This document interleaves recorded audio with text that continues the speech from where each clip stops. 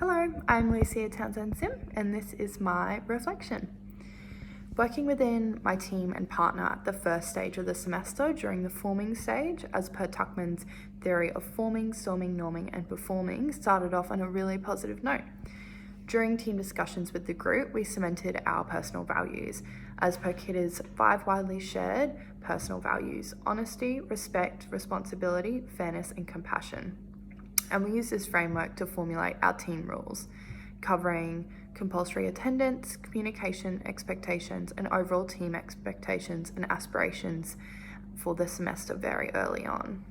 The formulation of these group rules are important to ensure that we created a supportive and positive environment for us to all work in. Glyden's theory also suggests the concept of group work as the awareness that each group member belongs for the purpose of achieving mutually set goals. This is a theory that I found early on during research during the group work, and something I thought we should aim to continue throughout the semester. The personal values framework also had a large part to play in cementing my views and dedication to the team, as well as working well and closely with my role partner for the semester in order to stay true to my personal values.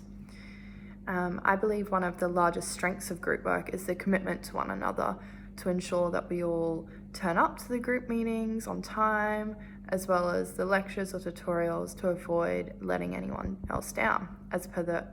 Erford group work processes theory. Reflecting on some things that I've done well this semester in both the group setting and my role, I would say probably one of my strongest points has been communication, both in person during group meetings or discussions, as well as the tutorials as well, and online when we throw ideas out there, and I make sure I always get involved, as well as coming back to the team with ideas and thoughts on how to best approach the campaign situation after having discussions in tutorials. I also really played on my strengths by selecting a role I'm capable of doing and executing the necessary work, and working really closely with my role partner. So I think that's also something I've done well, as well as having really great attendance and following through with that group rule as well, which some of the other members haven't, and presenting concepts, which also plays on my first point of communication. I like to communicate back to the team after we have a tutorial and speaking to Cara, her ideas and what ideas I've formed from those discussions as well, in the best way for us to all move forward as a team, and also what we need from a digital point of view as well. Some things that, so through research and reflection, some things I know I need to improve on: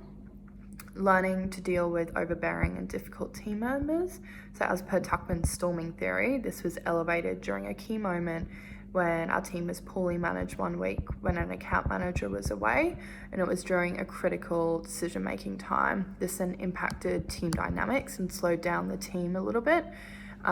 with making a team decision for an insight and campaign idea.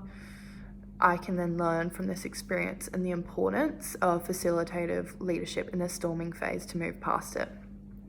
I believe this challenge resulted in me not getting as involved in some group discussions as I normally would,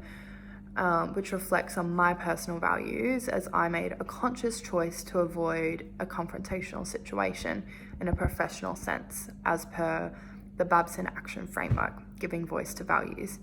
So this is another thing I can improve on in the future by weighing up the pros and cons of getting heavily involved in a situation which could turn confrontational in a professional sense. Lastly, I believe I can improve on my group work knowledge and rely on those, as well as relying on those in leadership roles, acknowledging what is going right or wrong in certain situations, and use group work theories such as Iber's and Carter's modelling facilitative group behaviour research to guide me best way forward. Thanks for listening to my reflection.